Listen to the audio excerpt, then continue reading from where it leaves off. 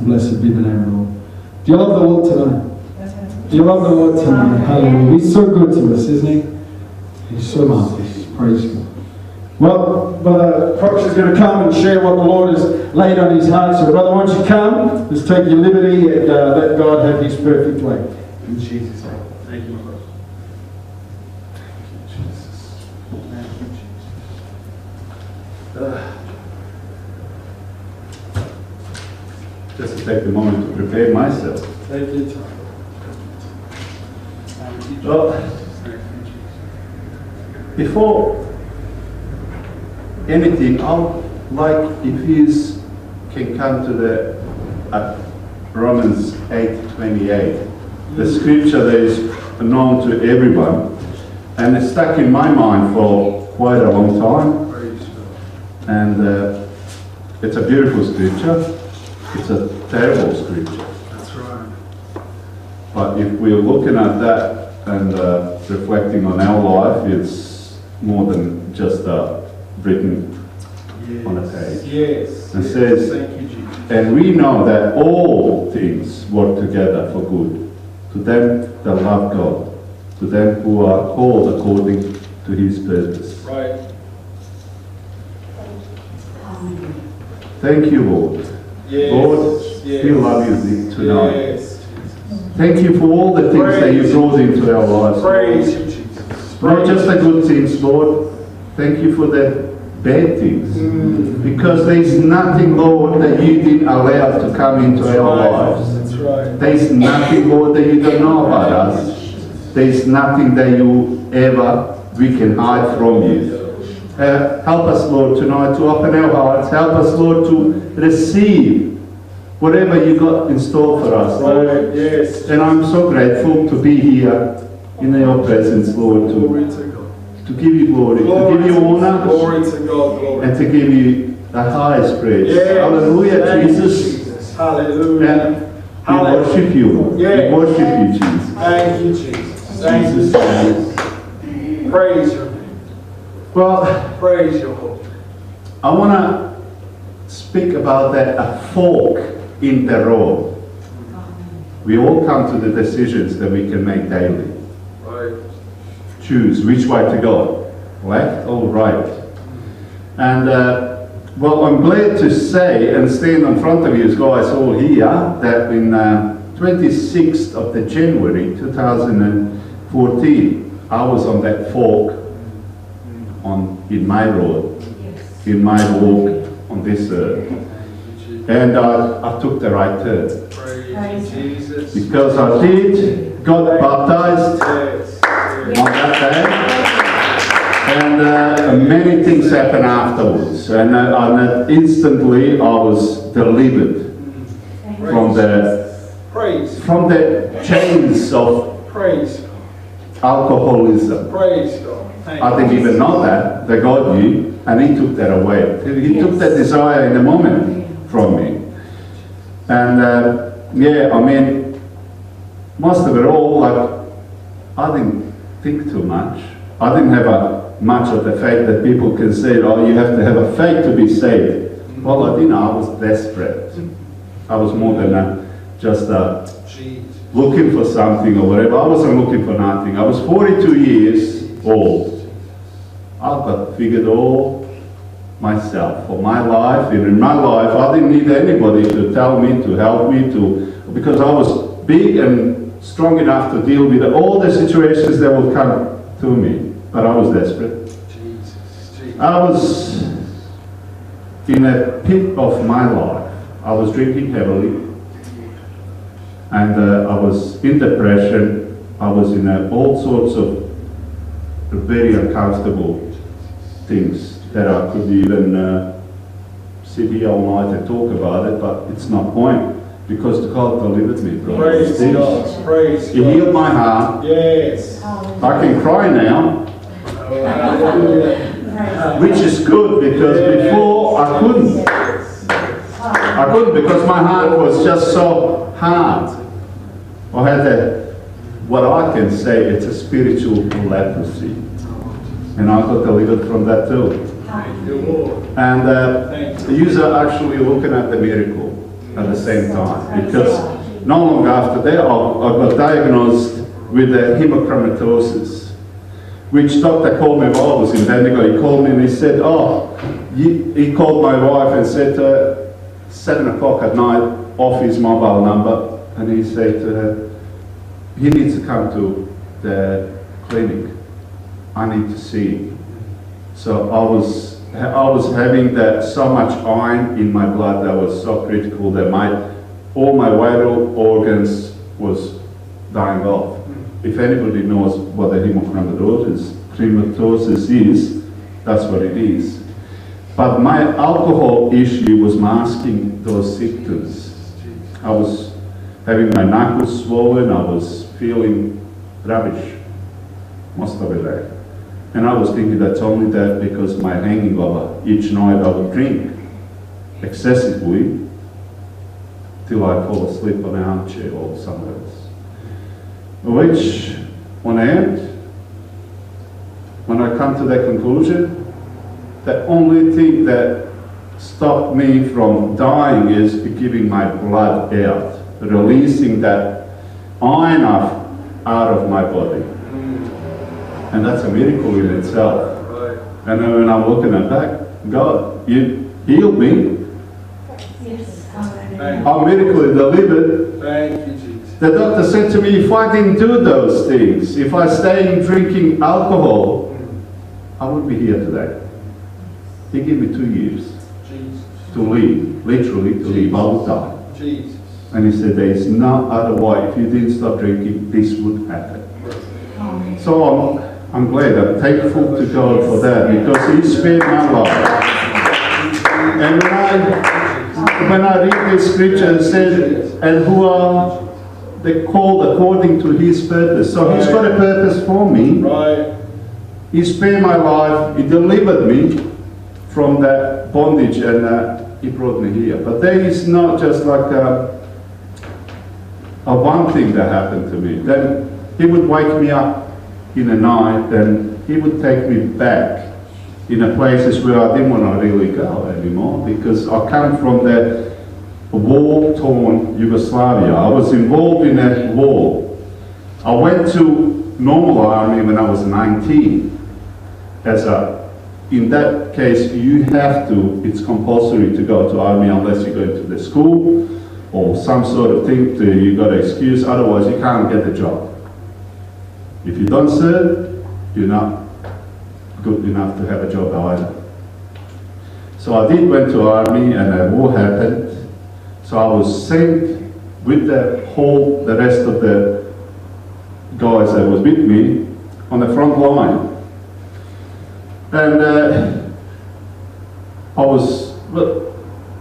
we stayed there for quite a long time, and there's one particular moment in that a whole being in a war experience was, it's not just the living, sleeping, and with your gun and all these things on the front line. You just can see it on the movies, and it's all like watching the army guys doing all these things, but it's different when you actually experience it in your own person. So I was on the front line, called to go front, and I was in charge of about 30, 40 people. And we went forward. There was they called it a front line, so we go and step another 100-something meters. And we're talking about this is a suburban wall, the house-to-house sort of thing. So I was called, went out 100 meters, they lost their contact. I don't know what happened. God knows what happened. So they lost the contact with the rest of the group. So everybody else got called back because of something else that was happening around us. So we got caught in the 100 meters, a zone that we're not supposed to be, and everybody else knows that nobody should be in that place. Morning come up, I went, because we stayed there most of the night. In the morning I have to go back just to wake the other guys up to come and replace us, because we spent the most of the morning at that front place. And nobody was ready, and all of a sudden there is just everything just break loose. The gunfire, bombs, the airplanes were flying around, and all these things, and what is going on? So what happened is, something happened that my guys that I was with, they got caught in a crossfire, which is not a comfortable place to be, because you're getting shot at the front, at sides, and every other side that don't know that you are actually there. They're shooting at you thinking you are the enemy, and the other side, they're shooting at you because you are the enemy. So we were there, and that went on for most of the morning. And I was seeing that some of the guys that around me, they didn't know what to do. One of the guys, it's a shock to everybody, to something like that happened. It was so powerful. So all of a sudden I saw that one of the guys that was in together with me on the position, he came out around the garage wall. He was all covered in blood from the top, but then he collapsed against the wall of the garage. It's facing us. So he was sitting down. I could see he was wounded. He couldn't walk anymore. He was just like all disorientated. So what happened is, I turned to my sergeant. He was banging his head on the wall. He didn't know what to do because he was in a shock. And I turned to the other side. I see the other guy. He was crying. And I said, oh, we have to get him because he's going to bleed out. He's going to die, you know. So, and that was that moment where I was in the fork in the road, when I was choosing what I'm going to do. Am I going to just put my head down and let this guy die? Well, I couldn't do that. So what I did, I found a crazy enough person to go with me. So what we did is we stepped out. We stepped out of the comfort zone without, I was stepping out not thinking. That's it, you know. I'm going. If I get a bullet, I get a bullet. What can I do, you know? But I cannot leave with myself seeing that person dies. And I can do something, but I didn't. So I did step out, and we tried to get as fast as we can, but the traveling wasn't really pretty. When bullets were flying past my face, you could feel them. You can sense the urgency that to go faster, but everything was slow. It was so slow that we thought, oh, I thought, we're not going to make it. We're not going to make it. So what we did get to him. He was a big boy. So we picked him up. Now we got the extra weight. Now we can't even run. But we have to face it. We have to go back that 100 meters. So we picked him up and we were going, and that was taking so long that I just couldn't. I said, that's it, you know, I cannot, you know, like, I was thinking like I'm even standing, I wasn't even walking, never mind anything else. So, but all of a sudden, what I felt was that, like a shield or something over us. Even there was that's what I felt, that's what I experienced, and my ears were like going, the noise in my ears, that everything was flashing so fast in front of me, but I wasn't moving as fast as I wanted to. We made it back. I didn't get the one scratch on me, not did the other guys as well, and yeah, so he went to the hospital, he recovered fully, thanks to God. And yeah, that was a really good feeling that you can actually do such a thing, and I was feeling lucky. But that morning, when God woke me up and He brought me to that place, and He brought that picture in front of me, and what He was giving me is, I was there. And not just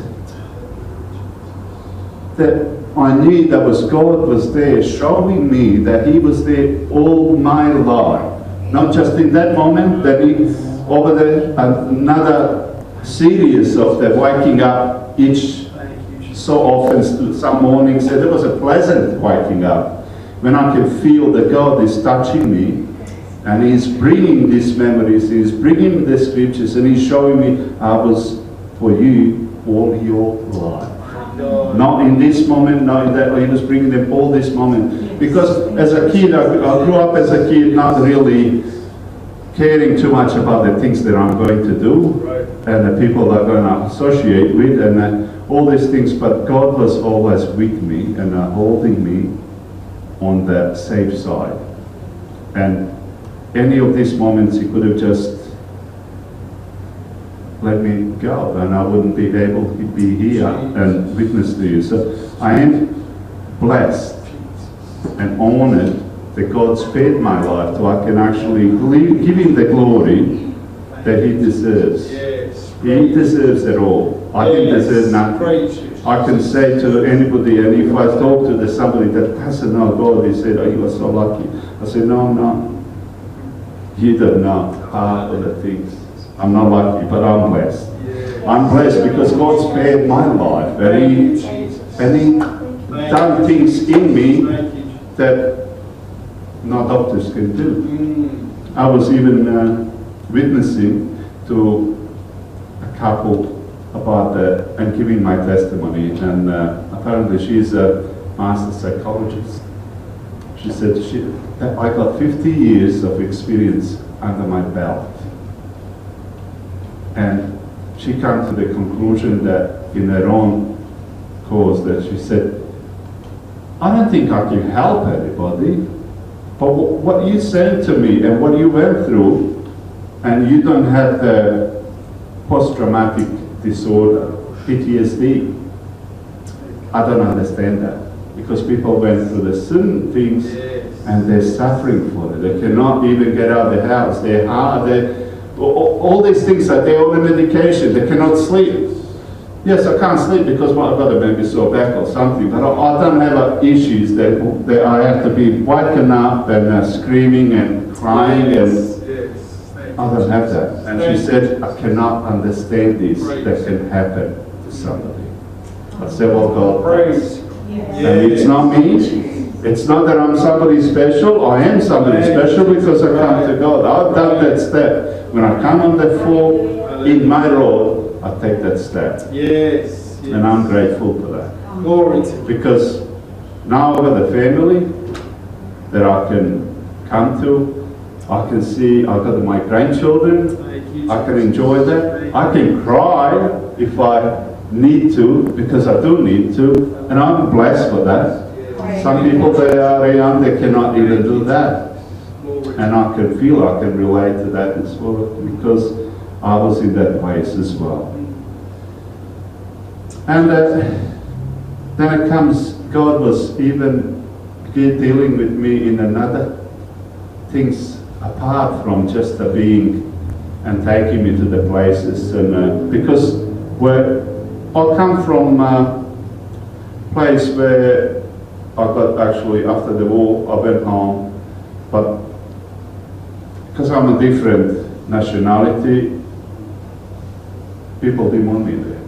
Even if I was fighting for them, I served my sentence. I went home, but that wasn't enough. My father was, because he's got a background, he spent a couple of years in jail when he was young, for the political reasons, when he was probably my age, maybe just a fraction older, maybe even could be even younger. He was thrown in the jail for the political reasons, just because he associated with the wrong people. So, just because of that, and people know, and people hold a grudge, they don't forgive. We've been marked as unwanted people in the region. There's been a creation in the Serbian territory, wasn't pleasant at all. All the Muslim in the Serbian, all the other way around, because of all what's happening all around. It's a terrible thing to be in. So we got kicked out, literally. My father paid the last of his money to lend us on the bus to be a refugee, to go to the refugee camp in Turkey.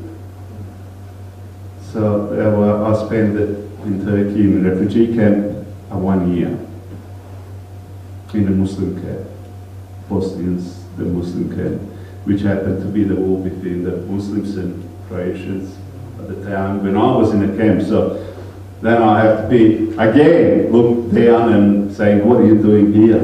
You Croatians, you all this. But what God was dealing with me in all this is, I said, God, you spared my life. I'm so grateful. You give me a second chance in this life, so I can do something, but I want to do something for you, because it's not that I want to work for my own salvation, but I want to do something for God, because God, you didn't do just that because you just want to keep me on the shelf and take all the dust off me. You want to use me. You want to use my testimony. So how I can serve you the best way. I wanted to do something, and my heart is burning for that desire daily. And I did speak to a friend of mine on work, and he said to me, oh, you know, we did share the experiences and all that, and he said, oh, would you ever go back? I said, yeah, I would. I would go back to the place where I was born and face the people that did wrong to me, that probably even took to the police station my father on a couple of occasions, and having a good beating, that he actually died because his kidneys failed from all that beatings and everything that happened to him. I said, but you know what?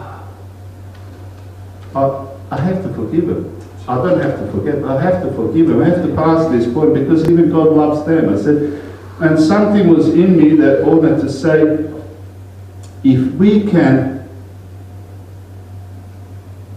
testify, and if we can bring the goodness of God in somebody's life and turn this person from being on the wrong side of the road to come to God, we change the person, we change how he feels and what he thinks. So I said, God, if that is your will, I'm more than happy to go. I don't want to be honest, but I'll go. I had that chance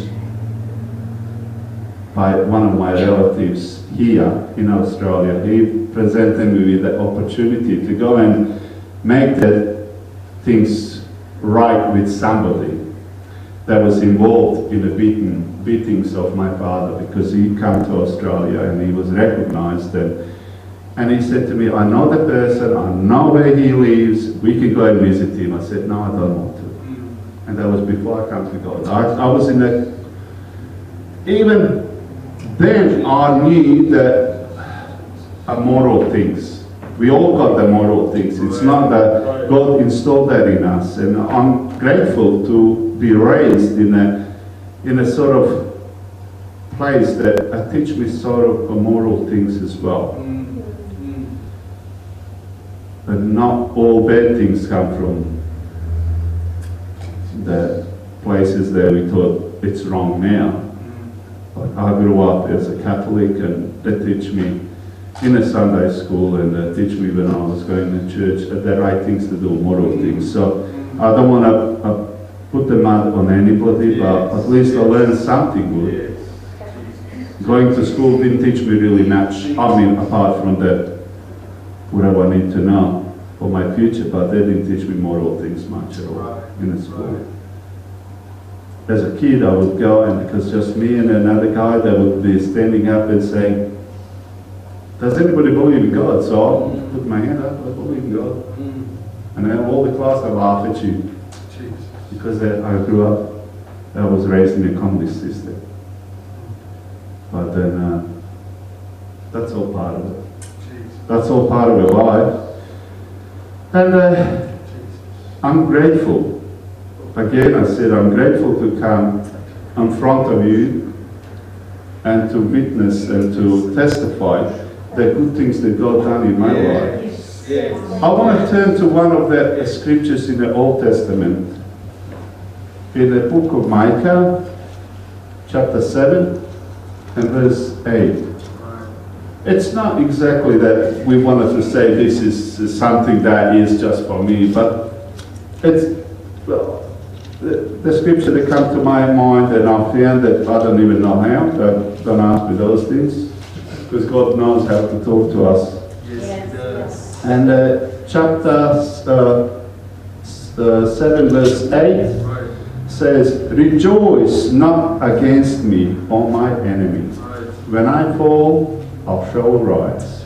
When I sit in darkness, the Lord shall be light unto me." Thank you, Jesus. Well, Thank you, Jesus. thank you, Lord. Yes, yes. I'm in a place today that I can say that Lord is light to me. Glory to God. Yes.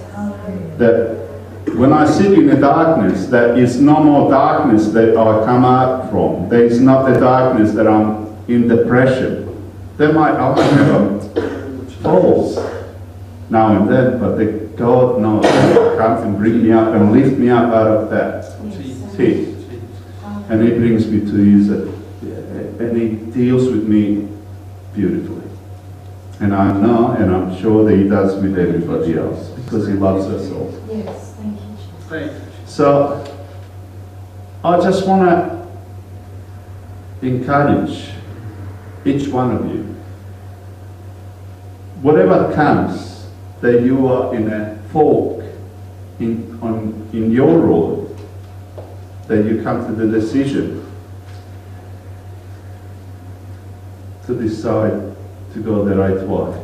And how we know that is by going back to the Word of God. Yes. Because only He knows where we are, only He knows where we're going to be. That's right. And I didn't know that I'm going to be here tonight, Right. Oh, yes. giving my testimony. Yes. All I know, I would be the drunk and maybe long gone. Praise to be the God that He spared me and He gives me the purpose to live. Yes. And my purpose is to live, it's to live for Him. Thank you, Jesus. And I just want to thank Him for all that. Thank Him to bring me together, that I've got my wife with me, that she supports me, she loves me, and I've got the family with me, and I've got you guys here, Hallelujah, Jesus. and I just want to bless you tonight with my testimony. Praise. I want you to walk out from here thinking there is a good that comes out of the things that might seem and might look a real bad today, but they all come good, because God will only allow, and whatever He allows, that's what we're going through, because He got us in the palm of His hand. Yes.